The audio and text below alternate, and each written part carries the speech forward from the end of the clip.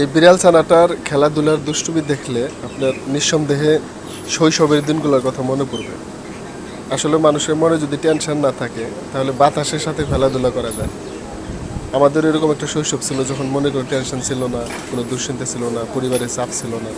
তখন আমরাও কারণ ছাড়াই রাস্তাতে হাইটে যেতেও খেলাধুলা করতাম। দেখেন, এই বিড়াল ছানাটার মনের মধ্যে কোনো টেনশন নাই, চাপ নাই। ছোট একটা ছানা, ওর খেলার জন্য কোনো জিনিসের দরকার হইতেছে না।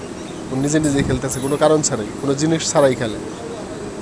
তো এই বিড়ালটাও যখন একদিন বড় হয়ে যাবে না, তখন ওরও হাতের সামনে অনেক কিছু থাকলেও ওর খেলতে ইচ্ছে করবে না, হাসতে ইচ্ছে করবে না, আনন্দ করতে ইচ্ছে করবে না। আমাদের মানুষের জীবনও সেম। আমাদের যখন শৈশব ছিল দুরন্ত, তখন কোনো টেনশন ছিল না, তাই আমরা চলতে ফিরতে সবসময় খেলাধুলার মতোই আনন্দে থাকতাম। এখন বড় হয়েছি, সংসারের চাপ, মানসিক টেনশন টেনশন অশান্তি, দুশ্চিন্তা, নানান কারণে আমাদের মনটা খারাপ থাকে। এখন আর খেলার হাজার জিনিস থাকলে এখন আর খেলতে ইচ্ছে করে না আমাদের।